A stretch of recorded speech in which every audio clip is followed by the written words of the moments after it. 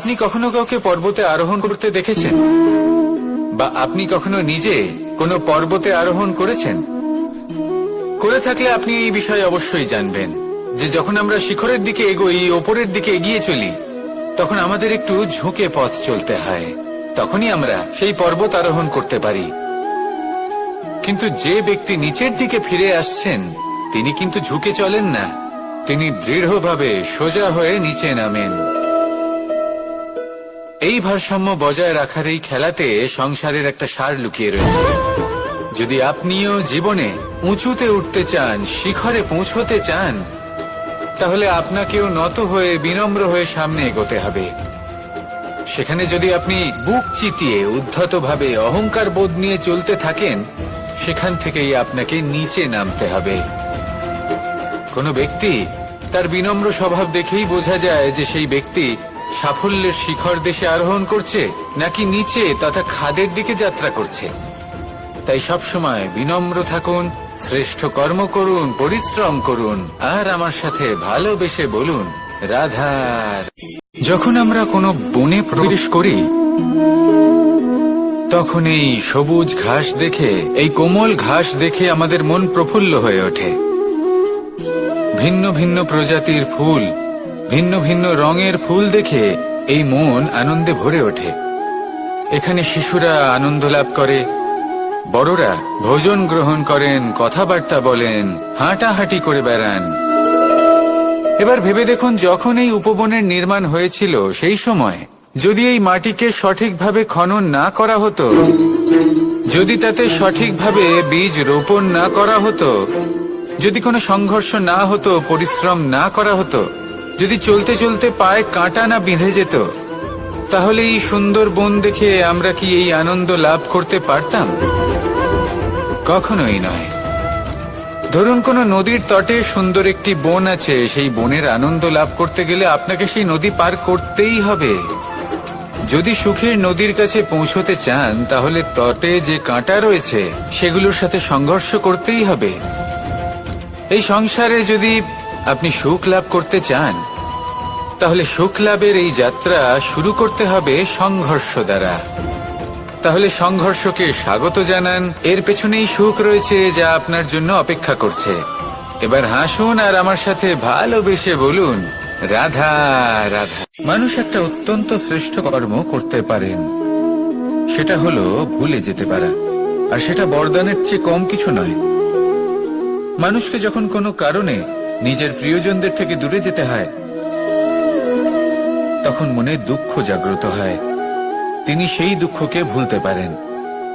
কখনো কোনো সম্পর্ক থেকে যদি দুঃখ পেয়ে থাকেন, তখন সেই দুঃখকে ভুলতে পারেন। কিন্তু এই সংসারের প্রত্যেক আবেগ, প্রত্যেক বস্তু ভুলে যাওয়া উচিত নয়। বিশেষ করে আমাদের প্রিয়জন, আমাদের পরিবারের সদস্য। যখন এই সংসার থেকে ওনারা চলে যান, তখন যে সৎকর্ম ওনারা করেছেন, যে প্রেরণা ওনারা আমাদের প্রদান করেছেন, কখনো ভুলে যাওয়া উচিত নয়।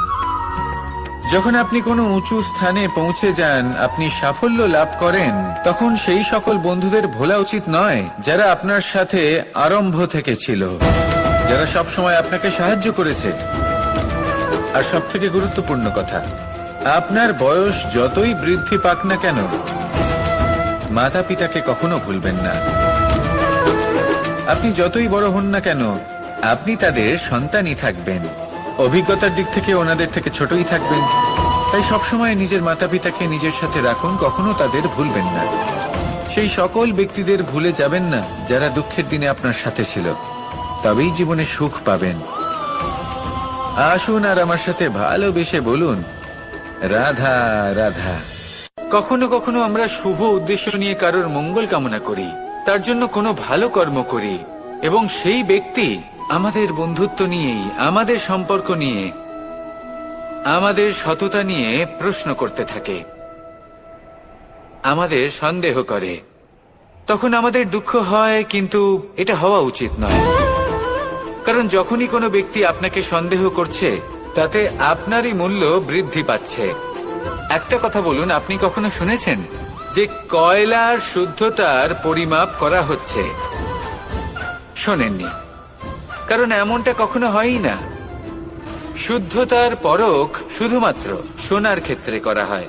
যখন এই সোনা এই পরীক্ষায় উত্তীর্ণ হয়, তখন সেই সোনা কতটা মূল্যবান সেটা সংসার জানতে পারে। সেই রকমই এই সংসার আপনাকেও পরখ করবে।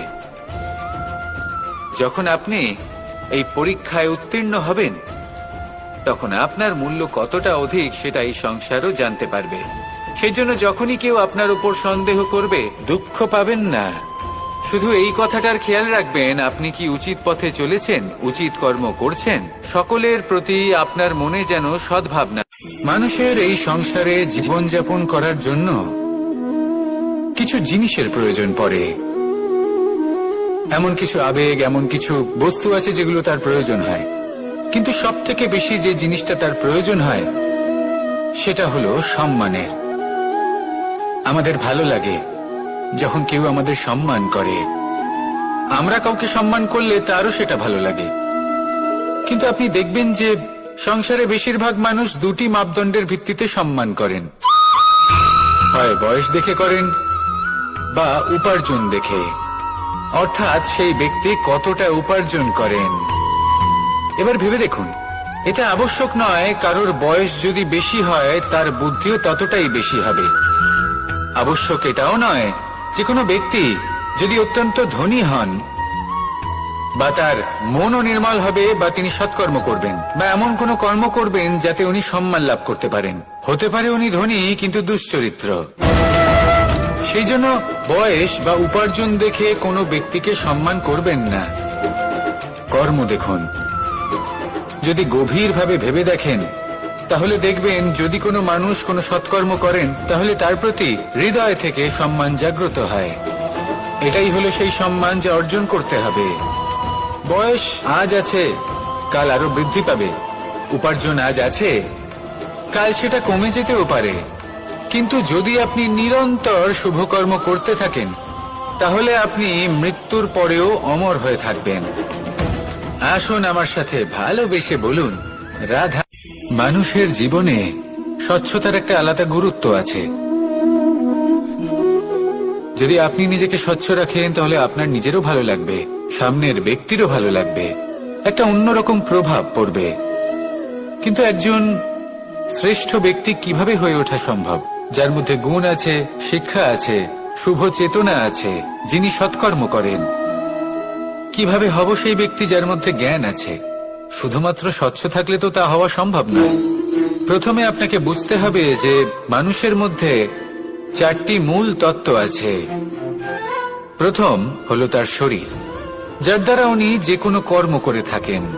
দ্বিতীয় তত্ত্ব হলো তার মন, যার দ্বারা কোনো কর্ম করার জন্য সে নিজেকে প্রেরণা দিতে থাকে।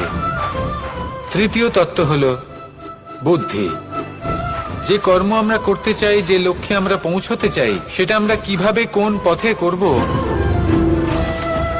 সেটা স্থির করা যায় বুদ্ধি দিয়ে। আর চতুর্থ তত্ত্ব হলো আত্মা। আত্মা হলো এমন এক তত্ত্ব যার কোনো সমাপ্তি নেই। আত্মা হলো অজয়। কিন্তু এরও শুদ্ধিকরণের প্রয়োজন হয়। এই চারটি তত্ত্বের শুদ্ধিকরণ করতে থাকুন, এদের নির্মল রাখুন, শুদ্ধ রাখুন। এবং এটা কিভাবে হবে? শুভ চেতনা দ্বারা, জ্ঞানের দ্বারা, এবং সব থেকে বেশি গুরুত্বপূর্ণ প্রেমের দ্বারা। আসুন আমার সাথে ভালোবেসে বলুন, রাধা। মানুষের জীবনে উন্নতি লাভ করার জন্য তিনটি স্তম্ভের প্রয়োজন হয়। প্রথম স্তম্ভ শিক্ষা। এই শিক্ষা আমাদের জ্ঞান প্রদান করে। দ্বিতীয় স্তম্ভ ব্যবসা, যার দ্বারা আমরা ধন উপার্জন করি। তৃতীয় স্তম্ভ হলো আমাদের ঈশ্বর, আমাদের ইষ্ট। এনার সাথে যদি আমরা জুড়ে থাকতে পারি তাহলে এমন একটা মানসিক বল আপনি লাভ করবেন যেটা এই সংসারে আর কোথাও পাওয়া সম্ভব নয়। কিন্তু মানুষ অনেক সময় জীবনে এই তিনটি স্তম্ভ লাভ করা সত্ত্বেও সামনে অগ্রসর হতে পারেন না। তখনও জীবনে কঠিন পরিস্থিতি আসতেই থাকে। এমনটা ঠিক কেন হয়? কারণ সে জীবনে এই তিনটি স্তম্ভ লাভ করে নেয়, জীবনে প্রয়োগও করে, কিন্তু তার ভিতের কথা সে ভুলেই যায়। যেমন প্রথম স্তম্ভ অর্থাৎ শিক্ষা, এই শিক্ষার আধার হলো শুভ চেতনা। যদি অন্তরে শুভ চেতনা না থাকে তাহলে এই শিক্ষার কোনো গুরুত্ব থাকে না। দ্বিতীয় স্তম্ভ, ব্যবসা। পরিশ্রম করে উপার্জন করতে হবে, এই কথাটা আমরা সবাই জানি এবং সবাই চেষ্টাও করি। কিন্তু ব্যবসা করতে করতে আমরা এটা ভুলে যাই আমাদের ব্যবহার কেমন হয়ে পড়েছে।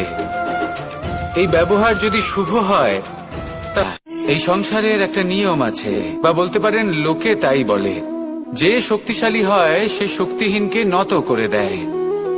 এমনটাই হয়, তাই না? আবশ্যক নয়। কখনো কখনো এমনও হয় একজন অসমর্থ ব্যক্তি সমর্থ ব্যক্তিকে নত করে দেন। এটা সম্ভব, এও হতে পারে। আর এটা তখন হতে পারে যখন তার মধ্যে ভালোবাসার শক্তি থাকে। ভালোবাসার শক্তি এই সংসারে সবথেকে বড় শক্তি হয়। এই ভালোবাসার শক্তি দ্বারাই নির্ধন সুদামা আমাকে দিয়ে নিজের পা ধুইয়ে নিল, কিছু না বলেই, কিছু না চেয়েই। এই কর্মের আধার ছিল শুধুমাত্র ভালোবাসা। খুব শক্তিশালী হয় এই ভালোবাসা। ভালোবাসার শক্তি দ্বারাই আপনি হিমালয় পর্বতকে নত করতে পারেন, তাহলে কি অসম্ভব হতে পারে? এই ভালোবাসার শক্তির সঞ্চার করুন, আর এই ভালোবাসার সাথেই বলুন রাধা রাধা। একদিকে হলো আঙুর আর অন্যদিকে কিশমিশ। দেখতে গেলে এই দুটোই সবারই খুব প্রিয়। শিশু হোক, যুবক হোক, বা কোনো বৃদ্ধ ব্যক্তি হোক না কেন। আর দেখতে গেলে এই কিশমিশ, এটা আঙুর থেকেই আসে, তারই অন্য একটি রূপ। কিন্তু কখনো হাটে যান আর গিয়ে জিজ্ঞেস করুন যে এই কিশমিশ আর আঙুর, এই দুইয়ের মধ্যে অধিক মূল্য কার? আপনিও নিশ্চয়ই জানবেন যে কিশমিশের মূল্য আঙুরের থেকে অনেক গুণ বেশি। এবার এরকম কেন হয়? এর পেছনে কি কারণ থাকতে পারে? একদিকে হলো সেই আঙুর যা টাটকা অবস্থায় গাছ থেকে পেড়ে খাওয়া যায়, আর অন্যদিকে হলো কিশমিশ যাকে মাসের পর মাস রোদে ফেলে রাখা হয়। একদিকে আঙুর যা কিনা অত্যন্ত রসালো, আর কিশমিশে কোনো রসই নেই। একটি হলো অত্যন্ত কোমল এবং সুন্দর, অন্যটি অমসৃণ এবং তাতে বিন্দুমাত্র সৌন্দর্য নেই, তাও তার মূল্য বেশি। এইসব কেন হয়? এই কারণেই হয় কারণ সেই আঙুর অনেক মাস পর্যন্ত রোদ সহ্য করে থাকে, কষ্ট সহ্য করে থাকে, তবেই সেই আঙুর কিশমিশে পরিণত হয়। এবার জীবনের কড়া রোদ যাকে সহ্য করতে হয়, তার সাথেও এটাই হয়ে থাকে। তারও মূল্য আপনা থেকেই বৃদ্ধি পায়। আপনার জীবনে আপনার গুণ, আপনার প্রতিভা, তা অত্যন্ত গুরুত্বপূর্ণ। কিন্তু যখন আপনি অভিজ্ঞতা লাভ করেন, তখনই সেই অভিজ্ঞতা আপনার গুণ এবং প্রতিভাকে আরো অনেক বেশি শ্রেষ্ঠ করে তোলে। তাই জীবনের কঠোর রোদের মধ্যেও দাঁড়িয়ে থাকাটা শিখে নিন। সাহসের সাথে কঠিন পরিস্থিতির সম্মুখীন হওয়াটা শিখে নিন। ঠিক এইভাবেই অভিজ্ঞতা লাভ করতে হয়, আর এই অভিজ্ঞতা আপনার মূল্য বৃদ্ধি করতেই থাকবে, করতেই থাকবে। আর তখন এই মন প্রসন্ন হয়ে বলবে রাধা রাধা। আমাদের সকলের জীবনেই দুই ধরনের ব্যক্তি থাকেন, বন্ধু এবং শত্রু। তারা হলেন আমাদের প্রিয় বন্ধু, যারা আমাদের জীবনে সবসময় আমাদের পাশে থাকেন। কখনো কখনো আমরা তাদের জন্য কিছুই করি না, তাও তারা আমাদের আনন্দ প্রদান করেন, ভালোবাসা প্রদান করেন। আর অন্যদিকে থাকে আমাদের শত্রু। দেখতে গেলে যখন আমরা জন্ম নিই, তখন কিন্তু আমাদের কোনো বন্ধু থাকে না, আমাদের কোনো শত্রুও থাকে না। কিন্তু যত ধীরে ধীরে আমরা জীবনে এগোতে থাকি, আমাদের বয়স বাড়তে থাকে,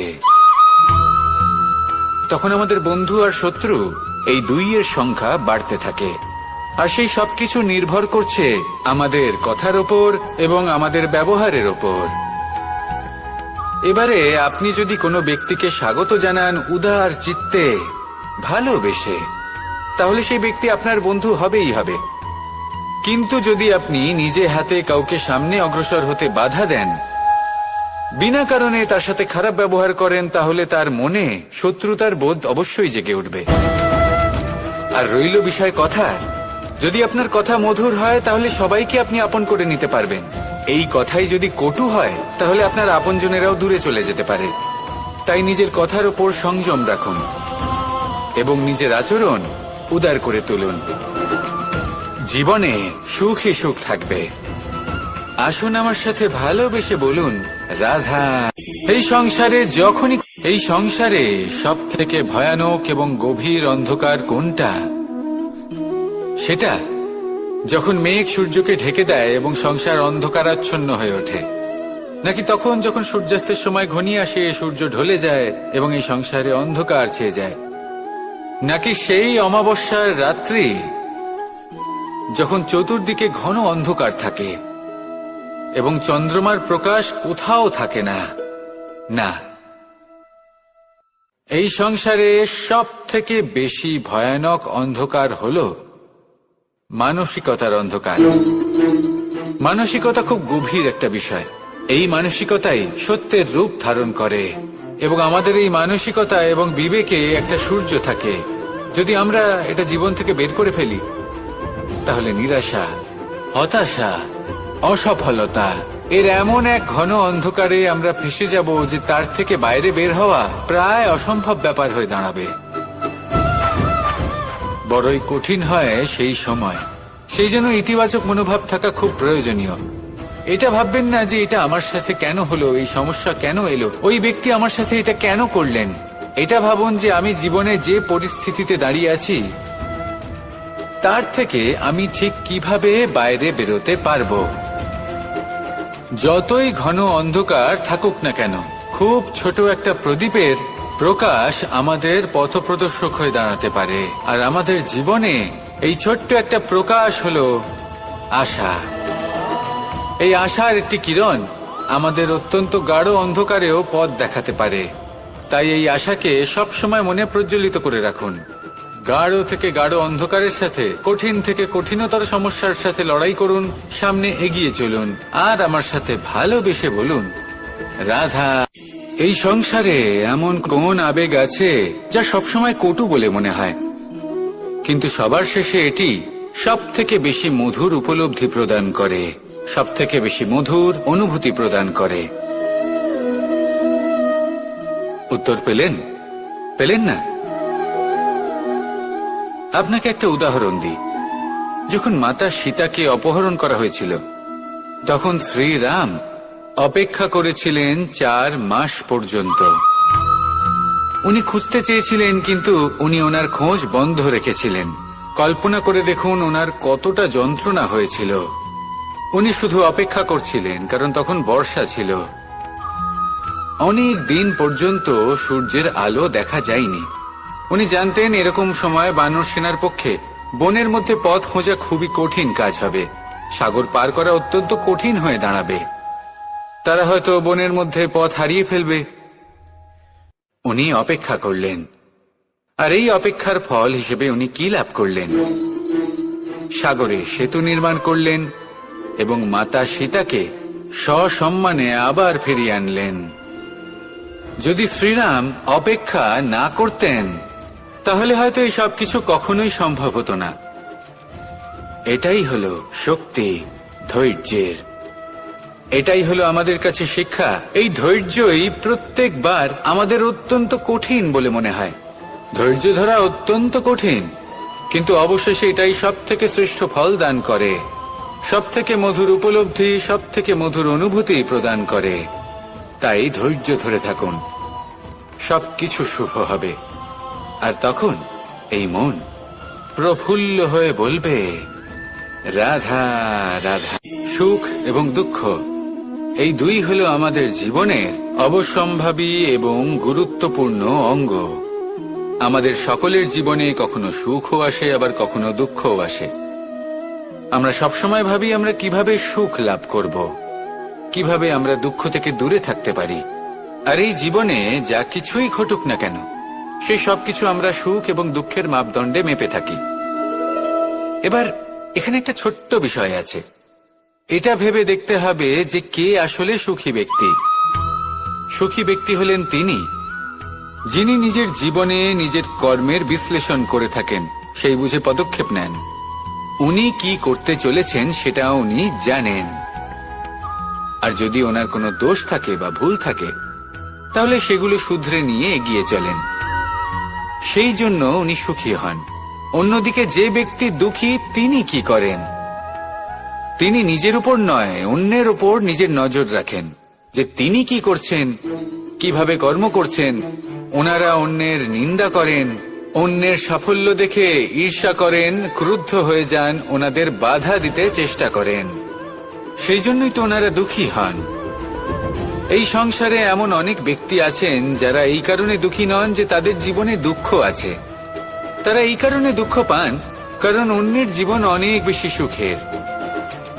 দেখুন, শেষ পর্যন্ত আপনাকে নিজের কর্মের প্রতি মনোসংযোগ করতেই হবে, অন্যের প্রতি নয়।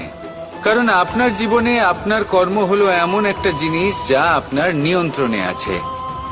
নিরন্তর চেষ্টা করতে থাকুন, নিজের কর্মকে বুঝতে শিখুন, শুধরে নিন, নিজেকে শ্রেষ্ঠ করে তুলুন। তখন সাফল্য নিজে থেকে আপনার কাছে আসবে আর এই মন প্রসন্ন হয়ে বলবে, রাধা রাধা। মুক্তর এই মালা দেখতে কত সুন্দর হয়, তাই না?